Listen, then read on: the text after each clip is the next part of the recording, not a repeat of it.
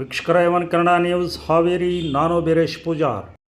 ಇಂದು ಹಾವೇರಿ ಜಿಲ್ಲೆ ರಾಣೆಬೆನ್ನೂರು ನಗರಕ್ಕೆ 2026ರ ಕರ್ನಾಟಕ ಪಶ್ಚಿಮ ಪದವೀಧರರ ಮತಕ್ಷೇತ್ರದ ವಿಧಾನ ಪರಿಷತ್ ಚುನಾವಣೆಯ ಮತಯಾಚನೆಗಾಗಿ ಕಾಂಗ್ರೆಸ್ ಅಭ್ಯರ್ಥಿ ಮೋಹನ್ ಲಿಂಬೇಕಾಯಿ ಅವರು ಆಗಮಿಸಿದ್ದರು. ಈ ಕಾರ್ಯಕ್ರಮದಲ್ಲಿ ರಾಣೆಬೆನ್ನೂರು ತಾಲೂಕಿನ ಕಾಂಗ್ರೆಸ್ ಮುಖಂಡರು, ವಿವಿಧ ಶಾಲಾ ಕಾಲೇಜಿನ ಪ್ರಿನ್ಸಿಪಾಲರು ಮತ್ತು ಅನೇಕ ವಿದ್ಯಾರ್ಥಿಗಳು ಭಾಗವಹಿಸಿದರು. ಈ ಕಾರ್ಯಕ್ರಮ ಉದ್ದೇಶಿಸಿ ಮೋಹನ್ ಲಿಂಬೇಕಾಯಿ ಅವರು ಮತ್ತು ಕಾಂಗ್ರೆಸ್ ಮುಖಂಡರು ಹೇಳಿದ್ದೇನು ವೀಕ್ಷಕರೇ, ಒಮ್ಮೆ ನೋಡಿ. ನಮ್ಮ ದೇಶದಲ್ಲಿ 28 ರಾಜ್ಯಗಳಲ್ಲಿ 6 ರಾಜ್ಯಗಳಲ್ಲಿ ಲೆಜಿಸ್ಲೇಟಿವ್ ಕೌನ್ಸಿಲ್ ವಿಧಾನ ಪರಿಷತ್ ಇದೆ, ಮೇಲ್ಮನೆ ಇದೆ. ಇದು ಪರ್ಮನೆಂಟ್ ಬಾಡಿ. ಇದು ಚಿಂತಕರ ಚಾವಡಿ, graduate constituency, teacher constituency, local bodies ಮತ್ತು ಸೈಂಟಿಸ್ಟು, ಲಿಟ್ರರಿ ಪರ್ಸನನ್ನು ಅಲ್ಲಿ ವಿಧಾನ ಪರಿಷತ್ತಲ್ಲಿ ಇರ್ತಾರೆ. ಡೆಮೋಕ್ರೆಟಿಕ್ ಅಪ್ಡೇಟ್ ಮಾಡಬೇಕಾದ್ರೆ ಮೋಹನ್ ಲಿಂಬೇಕಾಯಿ ಅವರಂತವ್ರು ಬೇಕು. ಯಾಕಂದರೆ ಅವರು ಕಾನ್ಸ್ಟಿಟ್ಯೂಷನಲಿ ಎಕ್ಸ್ಪರ್ಟ್ ಅದಾರ, ಲೀಗಲ್ ಅಡ್ವೈಸರ್ ಮತ್ತು ಮೋರೆವರ್ ಕರ್ನಾಟಕ ವಿಶ್ವವಿದ್ಯಾಲಯದ ಸಿನೆಟ್ ಸಿಂಡಿಕೇಟ್ ಮೆಂಬರ್ ಅವರು. ಹೀಗಾಗಿ ಸಮಗ್ರ ಜನರ ಗ್ರ್ಯಾಜುಯೇಟ್ಸ್ ಪ್ರಾಬ್ಲಮ್ ಆಗಲಿ, ಸಮಾಜದ ಪ್ರಾಬ್ಲಮ್ಗಳಲ್ಲಿ ಅತಿ ತೀಕ್ಷ್ಣವಾಗಿ ಅರ್ಥೈಸಿಕೊಂಡು ನಮ್ಮ ಪ್ರಾಬ್ಲಮ್ಗಳನ್ನು ಇವತ್ತು ವಿಧಾನ ಪರಿಷತ್ತಲ್ಲಿ ಅವರು ವ್ಯಕ್ತ ಮಾಡುವಂಥ ತಾಕತ್ತಿರುವಂಥ ಯಾರಾದರೂ ಇದ್ದರೆ ಶ್ರೀಯುತ ಮೋಹನ್ ಲಿಂಬೇಕಾಯಿ. ಜೊತೆಗೆ ಶ್ರೀಯುತ ಮೋಹನ್ ಲಿಂಬೇಕಾಯಿ ಅವರಿಗೆ ನಾವು ಪ್ರಥಮ ಪ್ರಾಶಸ್ತ್ಯ ಮತವನ್ನು ನೀಡಿ ನಮ್ಮ ಅಭ್ಯರ್ಥಿಯನ್ನಾಗಿ ಮಾಡೋಣಂತ ತಮ್ಮಲ್ಲಿ ನಾನು ವಿನಯಪೂರ್ವಕ ಕೇಳ್ಕೊಂಡು, ಬಹುಶಃ ನಾವು ಸುಮಾರು ಈ ಗ್ರಾಜುಯೇಟ್ ಕ್ಯಾನ್ಸಲ್ಸ್ ಎಲೆಕ್ಷನ್ ಹೆಚ್ಚಿಗೆ ಪಡೆಯಲ್ರು ಒಂದು 4 ಎಲೆಕ್ಷನ್ ಮಾಡಿದೆ ನಾನು. ಯಾರ್ಯಾರು ಎಲ್ಲೆಲ್ಲಿ ಸ್ಲಮ್ನಾಗ ಗ್ರಾಜುಯೇಟ್ಸ್ ಅದರ ಬಿಡಲಿಲ್ಲ ಅವರೆಲ್ಲ ಹುಡುಕಿ ಕರ್ಕೊಂಬಂದು ಎನ್ರೋಲ್ಮೆಂಟ್ ಮಾಡಿಸಿ ಕಡೆ ನಮ್ಮ ಕೈಯಾಗ ಡೀಸೆಲ್ ಇಲ್ಲದ ಗಾಡಿ ಒಬ್ಬ ಡ್ರೈವರ್ನ ಕೊಟ್ಟು ಹೋಗಿಬಿಡೋರು. ನಾವ ಡೀಸೆಲ್ ಹಾಕಿದ್ದು ಅವರೆಲ್ಲ ತಗೊಂಬಂದು ನಾವ ಊಟ ಹಾಕ್ಸ್ತಿದ್ವಿ ಅವಾಗೆಲ್ಲ. ಈಗ ಲಿಂಬೇಕಾಯಿ ಸರ್ ಭಾಳ ಆ್ಯಕ್ಟಿವ್ ಆಗಿ ಹಿಂದೆ ಆರಿಸಿ ಬಂದು ಕೆಲಸ ಮಾಡಿದ್ದಾರೆ ಅಂತಕ್ಕಂಥ ವಿಚಾರ ನಮಗೆ ತಮಗೆ ಅವರಿಗೆ ಗೊತ್ತಿರ್ತಕ್ಕಂಥದ್ದು ಇರೋದ್ರಿಂದ ನಾವೆಲ್ಲರೂ ಕೂಡಿ ಈಗ ಪುನಃ ಪೊಲೀಸ್ ಡಿಪಾರ್ಟ್ಮೆಂಟ್ ಇರ್ಬೋದು, ರೆವಿನ್ಯೂ ಡಿಪಾರ್ಟ್ಮೆಂಟ್ ಇರ್ಬೋದು, ಅಗ್ರಿಕಲ್ಚರ್ ಇರ್ಬೋದು, ಹಾರ್ಟಿಕಲ್ಚರ್ ಇರ್ಬೋದು, ಸೆರಿಕಲ್ಚರ್ ಇರ್ಬೋದು, KHDC ಇರ್ಬೋದು, ಆ್ಯನಿಮಲ್ ಹಸ್ಬೆಂಡ್ರಿ ಇರ್ಬೋದು, ಈ ಎಲ್ಲ ಡಿಪಾರ್ಟ್ಮೆಂಟ್ನಾಗೂ ಗ್ರಾಜ್ಯುಯೇಟ್ಸ್ ಎಷ್ಟೆಷ್ಟು ಅದರ ಅವರೆಲ್ಲರೂ ಲೆಕ್ಕ ಹಾಕಿ ಆಯಾ ಡಿಪಾರ್ಟ್ಮೆಂಟ್ಗೆ ನಾವು ಹೋಗಿ ನಾವು ಪದ್ಧತಿ ಸೇರಿ ವೋಟ್ ಮಾಡಿಸೋದ್ರಿಂದ ನಮಗೆ ವೋಟ್ ಭಾಳ ಜಾಸ್ತಿ ಆಗ್ತಾವೆ ಅಂತಕ್ಕಂಥ ಒಂದು ವಿಚಾರ. ಅದ್ರ ಜೊತೆಗೆ ನಮ್ಮ ಶಾಸಕರ ಜೊತೆಗೆ ಕೂಡ ಮಾತಾಡಿ ಮತ್ತು ಅವ್ರ ಡೈರೆಕ್ಷನ್ಸ್ ಏನದವು ಅನ್ನೋದನ್ನು ತಿಳ್ಕೊಂಡು ಲಿಂಬೇಕಾಯಿ ಸರ್ ಅವರ ಕೆಲಸ ವೈಖರಿಯನ್ನು ಹೇಳೋದ್ರ ಮೂಲಕ ಅವ್ರನ್ನ ಪುನಃ ಮತ್ತೆ ವಿಧಾನ ಪರಿಷತ್ಗೆ ಆಯ್ಕೆ ಮಾಡಿ ಕಳಿಸ್ತಕ್ಕಂಥ ನಿಟ್ಟಿನಲ್ಲಿ ಈಗ ನಾವು ಆ ಕೆಲಸನ ನಮ್ಮ ಗ್ರಾಜುಯೇಟ್ಗೆ ಮಾಡೋದಾಗೈತಿ.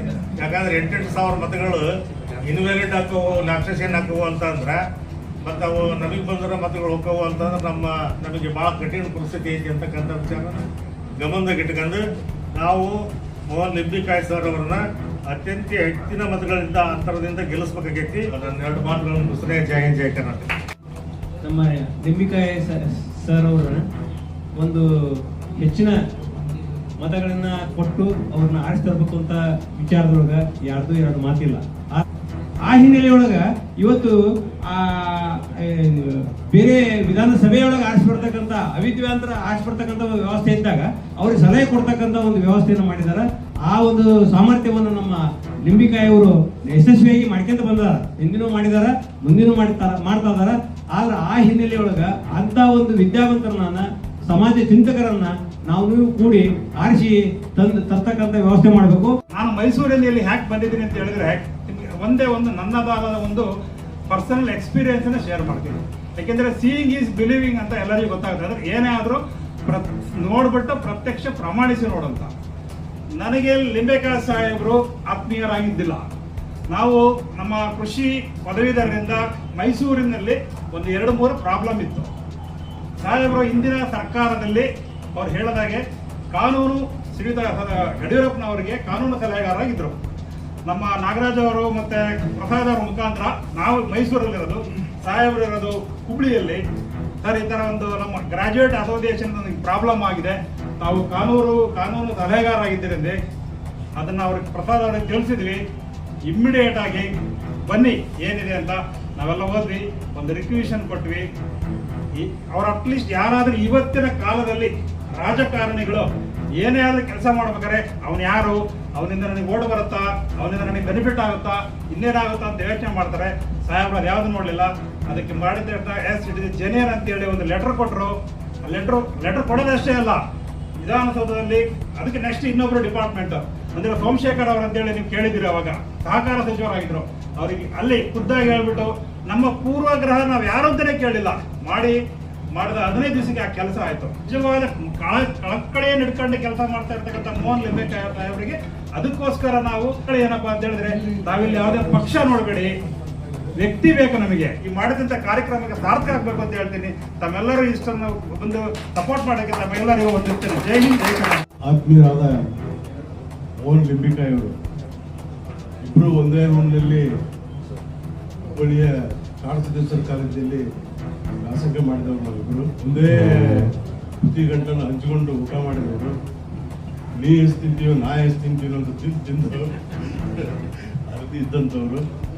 ಅವರು ನಮ್ಮ ಕಷ್ಟ ಜೀವನದಲ್ಲಿ ಬೆಳೆದಂಥವ್ರು. ನಾವು ನೀವು ಎಲ್ಲರೂ ಸೇರಿ ಅವರನ್ನು ತಮ್ಮ ಅಮೂಲ್ಯವಾದಂಥ ಮತವನ್ನು ನೀಡಿ ಈ ಒಂದು ಕ್ಷೇತ್ರದಲ್ಲಿ ಅವರು ಸೇವೆ ಮಾಡಲಿಕ್ಕೆ ಅವಕಾಶ ಮಾಡಿಕೊಡ್ಬೇಕು ಅಂತ ಕೇಳ್ತಾ ಒಂದು ಚುನಾವಣೆಗೆ ಶುಭಾಶಯವನ್ನು ಕೋರ್ತಿದ್ದೀನಿ. ನಾನು ಕೂಡ ಹೊಸದಾಗಿ ಅಧ್ಯಕ್ಷನಾಗಿ ಹೋಗಿದ್ದೆ. ಆದರೆ ಇಂಥ ಒಬ್ಬ ಜಾಣರಲ್ಲೇ ಜಾಣ ಅಂತಂದ್ರೆ ನಾವು ಬಹಳ ಹೆಮ್ಮೆಯಿಂದ ನಾನು ಇವತ್ತು ಸಂತೋಷದಿಂದ ಹೇಳ್ಕೊಳ್ತೇನೆ. ಆದ್ದರಿಂದ ನನ್ನ ಗ್ರಾಮೀಣ ಮಟ್ಟದಲ್ಲಿ ಏನು ಇವತ್ತು ನನ್ನ ಎಲ್ಲ ಹಿರಿಯರು ಹೇಳಿದ್ರು, ನನ್ನ ಎಲ್ಲ ಕಾಂಗ್ರೆಸ್ ಪಕ್ಷದ ಮುಖಂಡರು ಸೇರಿಕೊಂಡು ಬೇರೆ ನಾನು ಎಲ್ಲ ಪಕ್ಷದಲ್ಲೂ ಸ್ನೇಹಿತರಿದ್ದಾರೆ, ಎಲ್ಲರನ್ನೂ ಕರೆದುಕೊಂಡು ಅವರ ಜೊತೆಗೆ ನಮ್ಮ ಮೋಹನ್ ಲಿಂಬಿಕಾಯಿ ಸರ್ನ ಬರುವ ಚುನಾವಣೆಯಲ್ಲಿ ಖಂಡಿತವಾಗಿ ನಾವು ವಿಧಾನ ಪರಿಷತ್ಗೆ ಕಳಿಸುವಂತ ಕೆಲಸ ನಾವು ಮಾಡ್ತೇವೆ.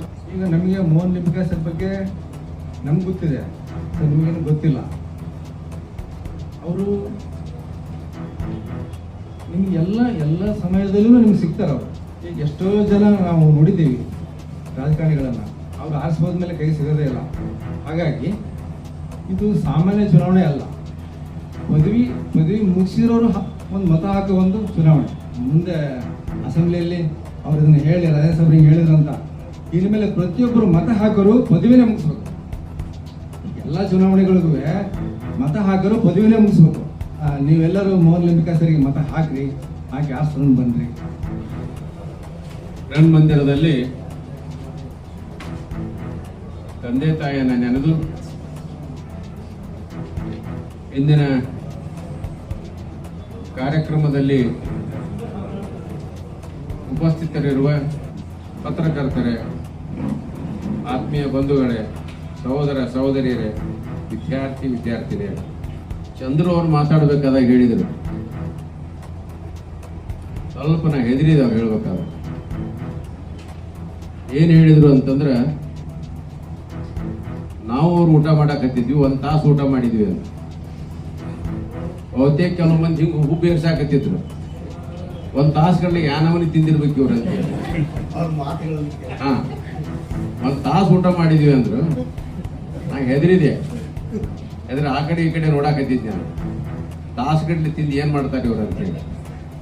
ಇಷ್ಟು ಮಂದಿ ಒಳಗೆ ತಾಸುಗಡ್ಲಿ ತಿನ್ನೋದು ಒಬ್ಬನೇ ವ್ಯಕ್ತಿ ಅಂದ್ರೆ ಚಕ್ರ ಸಾಲಿದ್ದ ನಾವು ಅವ್ರವ್ರ ಗೆಳೆಯರ ಜೋಕುಲರ್ ಮ್ಯಾನರ್ದಾಗ ಹೇಳ್ತಾ ಇದ್ದೇನೆ. ಊರಾಗಿಂದ ನಾವು ಕಲಿಯೋತ್ನಾಗ 74, 75, 76 ಆ ಸಂದರ್ಭದಲ್ಲಿ ಊರಾಗಿಂದ 14-15 ರೊಟ್ಟಿ ಬರ್ತಿದ್ವು. ಒಂದೇ ಹೊತ್ತಿಗೆ ಮುಗಿಸ್ಬಿಡ್ತಿದ್ವಿ. ಇಷ್ಟು ಅಂದ್ರೆ ಬಹಳ ಕಷ್ಟಪಟ್ಟು ವಿದ್ಯಾಭ್ಯಾಸ ಮಾಡಿದ್ದೇವೆ. ಚುನಾವಣೆ ಬಗ್ಗೆ ಹೇಳಬೇಕು ಅಂತಂದ್ರೆ, ಚುನಾವಣೆ ಅಂತಂದ್ರೆ ನನ್ನ ದೃಷ್ಟಿಯೊಳಗೆ ಇದೊಂದು ಜವಾಬ್ದಾರಿ, ಇದೊಂದು ಅಧಿಕಾರ ಅಲ್ಲ. ಜನರ ಸೇವೆಯನ್ನು ಮಾಡಲಿಕ್ಕೆ, ಜನರ ಬದುಕನ್ನ ಕಲ್ಪಿಸಿಕೊಡ್ಲಿಕ್ಕೆ, ಸಾಮಾಜಿಕವಾಗಿ ಬದ್ಧತೆಯಿಂದ ಇರಲಿಕ್ಕೆ ಇದೊಂದು ಅವಕಾಶ. ಚುನಾವಣೆಗೆ ನಿಂತ ಎಲ್ಲ ಅಭ್ಯರ್ಥಿಗಳನ್ನು ಕರೀರಿ, ಅವ್ರ ವಿಚಾರಗಳನ್ನೇ ಕೇಳ್ರಿ, ನಿಮ್ಗೆ ತಿಳಿದಂತ 4 ಪ್ರಶ್ನೆ ಕೇಳ್ರಿ, ಯಾರು ಸಮರ್ಥರದಾರ ಅವ್ರಿಗೆ ಮತ ಹಾಕ್ರಿ ಅಂತ ಹೇಳ್ತೇನೆ. ಜನರು ತಮ್ಮ ಸಾಮರ್ಥ್ಯಕ್ಕೆ ತಕ್ಕಂಗ ತಮ್ಮ ಪ್ರತಿನಿಧಿಯನ್ನ ಆರಿಸ್ತಾರೆ ಅಂತ. ಆದ್ರೆ ಈಗಿನ ಒಂದು ವ್ಯವಸ್ಥೆಯೊಳಗ ವ್ಯವಧಾನಗಳ ಬದಲಿಯಾಗಿದ್ದಾವೆ ಮತ್ತು ಆರಿಸಿ ಬರುವಂತ ಸಂದರ್ಭದಲ್ಲಿ ಜನರ ನಿರೀಕ್ಷೆನೂ ಬಹಳ ಆಗಿದಾವೆ. ಈ ವ್ಯಕ್ತಿ ಸಮಾಜಕ್ಕೆ ಏನು ಮಾಡಿದ್ದಾನೆ ಅನ್ನೋದಕ್ಕಿಂತಲೂ ನನಗೇನು ಮಾಡಿದ್ದಾನೆ ಅನ್ನೋದನ್ನು ವಿಚಾರ ಮಾಡ್ತಾರೆ. ಒಬ್ಬ ಪ್ರತಿನಿಧಿ ಆರಿಸುವವರೂ ಸಮಾಜ ಹಿತದೃಷ್ಟಿಯಿಂದ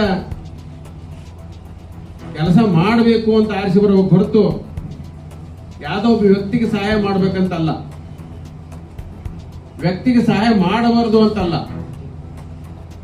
ಅನ್ಯಾಯ ಆದಾಗ, ಯಾವುದೇ ಸಮುದಾಯಕ್ಕೆ ಅನ್ಯಾಯವಾದಾಗ ಅದ್ರ ಧ್ವನಿಯಾಗಿ ಕೆಲಸ ಮಾಡಬೇಕಾಗಿದ್ದು ಜನಪ್ರತಿನಿಧಿಯ ಕೆಲಸ.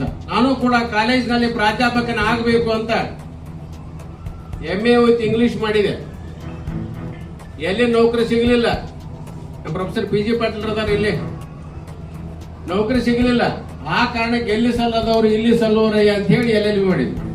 ಆತ್ಮೀಯ ಬಂಧುಗಳೇ, ನಾ ಹೇಳೋದು ಇಷ್ಟೇ, ನಾನು ಆ ಸಂದರ್ಭದಲ್ಲಿ ಬಿಜೆಪಿಯಿಂದ ಆಯ್ಸಿ ಬಂದಿದ್ದೆ. ಕೆಲವೊಬ್ರು ವಿಚಾರ ಮಾಡಬಹುದು, ಬಿಜೆಪಿಗೆ ಇದ್ರು ಕಾಂಗ್ರೆಸ್ಗೆ ಯಾಕೆ ಹೋದ್ರಿ ಇವ್ರು ತಲೆ ಕೆಟ್ಟದನ್ನ ಅಂತೇಳಿ. ಏನು ಅಧಿಕಾರ ಸಿಗಲಿಲ್ಲ ಅಂತ ಹೋದ್ರನ್ನ. ಕಾರವಾರ, ಧಾರವಾಡ, ಹಾವೇರಿ, ಗದಗ ಒಟ್ಟು 24 ಶಾಸಕರು ಬರ್ತಾರೆ. 34 ತಾಲೂಕುಗಳದಾವ. ಇದರಲ್ಲಿ 34 ತಾಲೂಕು, 34 ತಾಲೂಕುಗಳದಾವು. ಈಗಾಗಲೇ 30/12/2025 ಏನು ಮತದಾರ ಪಟ್ಟಿ ಪ್ರಕಟವಾಗಿದೆಯೋ ಅದರಲ್ಲಿ 88,087 ಮತದಾರರ. ಅದರ ಪೈಕಿ 5,750 ಮತದಾರರು ಈಗಾಗಲೇ ದೊಡ್ಡಮನಿ ಅವರು ಹೇಳಿದಂಗೆ ಇಲ್ಲ ರಾಣೆಬೆನ್ನೂರಾಗ ಅದಾರ. ತಾವು ವಿನಂತಿ ಮಾಡಿಕೊಳ್ಳೋದು ಇಷ್ಟೇ, ಆತ್ಮೀಯ ಬಂಧುಗಳೇ, ತಾವು ಏನು ನೋಂದಾಯಿಸಿಕೊಂಡಿದ್ದೀರಿ, ತಾವೇನು ಮತದಾರರು ಅದೀರಿ, ನೀವು ಇನ್ನೂ ಒಬ್ಬೊಬ್ರು ಇನ್ನು 10-20 ಮತದಾರ ನೋಂದಾಯಿಸಿಕೊಳ್ಳಿಕ್ಕೆ ಅವಕಾಶ ಇದೆ. ಈಗಲೂ ಮಾಡಬಹುದು, ಇವತ್ತೇ ಮಾಡಬಹುದು. Today it self we can do it, ಮಾಡಬಹುದು. ಮಾಡಬೇಕಾಗಿದ್ದು ಇಷ್ಟೇ, ನವೆಂಬರ್ 1, 2022 ಪೂರ್ವದಲ್ಲಿ ಡಿಗ್ರಿ ಆಗಿರ್ಬೇಕು. ಫಾರ್ಮ್ ನಂಬರ್ 18 ನಮ್ಮ ಮುಂದೆ ತಂದಿದ್ದೇವೆ. ಫಾರ್ಮ್ ನಂಬರ್ 18 ಅನ್ನ ದ್ವಿಪ್ರತಿಯಲ್ಲಿ ತುಂಬಿ ಅವಕ್ಕೆ 2 ಫೋಟೋ ಹಚ್ಚಿ, ಅದಕ್ಕೆ 2 ಫೋಟೋ ಹಚ್ಚಿ Aadhaar card, voters ID, degree certificate, convocation certificate ಇರ್ಬೇಕಂತ ಏನಿಲ್ಲ, ಪಾಸಿಂಗ್ ಸರ್ಟಿಫಿಕೇಟ್ ಇರಬಹುದು, ಆಧಾರ್ ಕಾರ್ಡ್, ಇದು ನಿಮ್ಮ ಮಾರ್ಕ್ಸ್ ಕಾರ್ಡ್ ಇರಬಹುದು, ಅವನ್ನ ಹಚ್ಚಬಹುದು. ವಕೀಲರು ಇದ್ದಂಥವ್ರು, ಇಂಜಿನಿಯರ್ ಇದ್ದಂಥವ್ರು, ವಕೀಲರು ತಮ್ಮ ಸನದ ಕಾಪಿ ಜೆರಾಕ್ಸ್ ಹಚ್ಚಿದ್ರು ನಡೀತೈತಿ. ಅಥವಾ ಇಂಜಿನಿಯರ್ಸ್ ಇದ್ದವ್ರದ್ದು ಅವ್ರ ಅಸೋಸಿಯೇಷನ್ ಐತಿ, ಅಸೋಸಿಯೇಷನ್ ರಿಜಿಸ್ಟ್ರೇಷನ್ ಮಾಡಿದ್ದಕ್ಕೆ ಅವ್ರು ಸರ್ಟಿಫಿಕೇಟ್ ಕೊಡ್ತಾರೆ, ಅದನ್ನ ಹಚ್ಚಿದ್ರು ನಡೀತೈತಿ. ಡಾಕ್ಟರ್ಸ್, ಇಂಡಿಯನ್ ಮೆಡಿಕಲ್ ಅಸೋಸಿಯೇಷನ್ ದವರು ಸರ್ಟಿಫಿಕೇಟ್ ಕೊಡ್ತಾರೆ, ಅದನ್ನ ಹಚ್ಚಿದ್ರು ನಡೀತೈತಿ. ಯಾವ್ದಾದ್ರು ಹಚ್ಚಿ ದ್ವಿಪ್ರತಿಯಲ್ಲಿ ಅದಕ್ಕೆ ನೀವು ಟ್ರೂ ಕಾಪಿ ಅಂತ ಸಹಿ ಮಾಡಿ ನೀವು ಕೊಟ್ರಿ ಅಂತಂದ್ರೆ, ಈಗಾಗಲೇ ದೊಡ್ಡ ಮನೆಯವ್ರು ಹೇಳ್ಯಾರ ಎಲ್ಲಿ ಕೊಡಬೇಕು ಅಂತ ತಿಳ್ಕೊಂಡು ಹೇಳಿದಾರೆ. ಅವ್ರು ಎಲ್ಲರಿಗೆ ಎಲ್ಲರೂ ಕೊಡ್ರಿ, ನಮ್ಮ ದೊಡ್ಡ ಮನೆಯವ್ರಿಗೆ ಫೋನ್ ಮಾಡಿ ಕೊಟ್ರೆ ಸರಿಯಾಗಿ ಅವ್ರು ರಿಜಿಸ್ಟ್ರೇಷನ್ ಹಾಕತ್ತೆ. ಯಾಕಂದ್ರೆ ಅದು ಅವ್ರಿಗೆ ನನಗಿಂತ ಹೆಚ್ಚಿಗೆ ಅನುಭವ ಇತ್ತು, ಬಹಳ ಚೆನ್ನಾಗಿ ಮಾತಾಡಿದ್ರು. ಎಷ್ಟು ಹೇಳ್ತಾ ಎಲ್ಲರಿಗೂ ವಿನಂತಿ ಅಂತಂದ್ರೆ, ನಾಳೆ ಬರುವಂತ ಚುನಾವಣೆಯೊಳಗೆ ನೀವಷ್ಟೇ ಮತ ಹಾಕೋದಲ್ಲ, ನಿಮ್ಮ ಆತ್ಮೀಯ ಬಂಧುಗಳು, ಸಹೋದರರು, ಸಹೋದರಿಯರು, ಮತ್ತೆ ನಿಮ್ಮ ಸಂಬಂಧಿಕರು ಯಾರೇ ಇದ್ರು ಸಹಿತವಾಗಿ ಅವ್ರಿಗೆ ಕನ್ವಿನ್ಸ್ ಮಾಡಿ ಕರ್ಕೊಂಡ್ಬಂದು ಮತ ಹಾಕಿಸ್ಬೇಕು. ಕೊನೆಯವಾಗಿ ಇನ್ನೊಂದು ಮಾತು ಹೇಳ್ಬೇಕಾಗತ್ತೆ, ಇದು ಪ್ರಾಶಸ್ತ್ಯದ ಮತವನ್ನು ಕೊಡ್ಬೇಕಿಲ್ಲ. ಪ್ರಾಶಸ್ತ್ಯದ ಮತವನ್ನು ಕೊಡಬೇಕಾದಾಗ ಒಂದು ಬರಿಬೇಕು. ಅಲ್ಲೇನು ಪೋಲಿಂಗ್ ಆಫೀಸರ್ ಏನ್ ಪೆನ್ ಕೊಡ್ತಾನಲ್ಲ, ಆ ಪೆನ್ ಇಲ್ಲ ಒಂದೊಂದು ಬರಿಬೇಕು. ಬಹಳ ಏನಾಗಿರುತ್ತೆ ಅಂತಂದ್ರೆ, ಹೋದ ಚುನಾವಣೆಯೊಳಗೆ 2020 ಚುನಾವಣೆಯೊಳಗ 51,000 ಪೋಲಿಂಗ್ ಆದ್ರ 8,000 ವೋಟ್ ಇನ್ವ್ಯಾಲಿಡ್ ಆಗ್ಯಾವ. ಯಾಕೆ ಇನ್ವ್ಯಾಲಿಡ್ ಆಗ್ಯಾವ ಅಂತಂದ್ರೆ, ವೋಟಿಂಗ್ ಮಾಡೋ ಹೊತ್ನ್ಯಾಗ ಹೆಸರು ಮುಂದೆ ಇಲ್ಲಿ ಏನಾಗಿರ್ತೈತಿ, ಪಾರ್ಟಿ ಸಿಂಬಲ್ ಇರೋದಿಲ್ಲ, ಕ್ಯಾಂಡಿಡೇಟ್ ಫೋಟೋ ಇರ್ತೈತಿ, ಕ್ಯಾಂಡಿಡೇಟ್ ಹೆಸರು ಇರುತ್ತೆ, ಅದ್ರ ಮುಂದೆ ಒಂದು ಕಾಲಮ್ ಇರುತ್ತೆ, ಅದ್ರ ಮುಂದೆ ನೀವು ಒಂದು ಬರಿಬೇಕು. ಕೆಲವು ಮಂದಿ ಟಿಕ್ ಹಾಕ್ಯಾರ, ಕೆಲವು ಮಂದಿ 0 ಅಂತ ಬರ್ದಾರ, ಕೆಲವು ಮಂದಿ ಕತ್ರಿಗಿಟ್ ಹಾಕ್ಯಾರ, ಕೆಲವು ಮಂದಿ ಹೆಸರು ಬರ್ದಾರ, ಕೆಲವು ಮಂದಿ ರೋಮನ್ ಅಂಕಿ ಬರ್ದಾರ, ಕೆಲವು ಮಂದಿ ಕನ್ನಡ ಅಂಕಿ ಬರ್ದಾರ, ಕೆಲವು ಮಂದಿ ಅಕ್ಷರದಾಗ ಬರ್ದಾರ. ಇನ್ನೂ ಕೆಲವರು ಭಾರಿ ಬುದ್ಧಿವಂತರಿದ್ದಂಥವ್ರು ಕೊಟ್ಟಂತ ಪೆನ್ ತಗೊಂಡು ಹೆಬ್ಬಟ್ಟಿ ಮಸಿ ಹಚ್ಕೊಂಡು ಒತ್ತಾರದು. ಅದಕ್ಕಿಂತ ಬುದ್ಧಿವಂತರಿದ್ದಂಥವ್ರು ಪೆನ್ ತಗೊಂಡು ಅಲ್ಲಿಂದ ಹೋಲ್ ಮಾಡ್ಯಾರ ಅದ್ರಾಗ ನಿನಗೆ ಖಾತ್ರಿ ಓಟ್ ಅಂತ ತಿಳ್ಕೊಂಡು. ಕೆಲವು ಮಂದಿ ಪೂರ್ತಿ ಬ್ಯಾಲೆಟ್ ಪೇಪರ್ ಮ್ಯಾಗ ಒಂದು ಕತ್ರಿಗೆ ಹಾಕ್ಬಿಟ್ರು, ಎಲ್ಲಾರು ನಾಲ್ಕರಿದ್ರು ಹೋಗ್ರಿ ನೀವು ಅಂತೇಳಿ. ಆಮೇಲೆ ಇನ್ನೂ ಕೆಲವು ಮಂದಿ ಯಾರಿಗೂ ಕೆಟ್ಟ ಆಗಬಾರ್ದು ಅಂತ ತಿಳ್ಕೊಂಡು ಎಲ್ಲಾರು ಒಂದೊಂದು ಬರ್ದಾರ. ಹೇಳ್ತಾ ಎಲ್ಲರೂ ಕೂಡ ಊಟ ಮಾಡೋಣಂತ, ಚುನಾವಣೆ ಎಲ್ಲರೂ ಕೂಡ ಮಾಡೋಣಂತ, ಗೆಲುವನ್ನು ಎಲ್ಲರೂ ಕೂಡ ಹಂಚ್ಕೊಳ್ಳೋಣಂತ. ಇದು ನನ್ನ ಗೆಲುವಲ್ಲ ನಿಮಗೆ ಗೆಲುವು ಅಂತ ತಿಳ್ಕೊಂಡು ದಯಮಾಡಿ ಎಲೆಕ್ಷನ್ ಮಾಡ್ರಿ ಅಂತ ತಮ್ಮ ಪ್ರಾರ್ಥನೆ ಮಾಡ್ಕೊಂಡು ಮಾತನಾಡ್ತೀನಿ. ಎಲ್ಲರಿಗೂ ನಮಸ್ಕಾರ. ನೋಡಿದ್ರಲ್ಲ ವೀಕ್ಷಕರೇ, ಪದವೀಧರರ ಚುನಾವಣೆ ಹೇಗೆಲ್ಲ ನಡೀತೆ, ಹೇಗೆಲ್ಲ ಮತವನ್ನು ಚಲಾಯಿಸಬೇಕು ಅನ್ನೋದ್ರ ಬಗ್ಗೆ ಸುದ್ದಿ ಇಷ್ಟ ಆಗಿದ್ದರೆ ಲೈಕ್ ಮಾಡಿ, ಶೇರ್ ಮಾಡಿ ಅಂತ ಹೇಳ್ತಾ ಮುಂದಿನ ಮತ್ತೊಂದು ಭಾರಿ ಸುದ್ದಿಯೊಂದಿಗೆ ಭೇಟಿಯಾಗೋಣ. ಅಲ್ಲಿವರೆಗೂ ನಮಸ್ಕಾರ.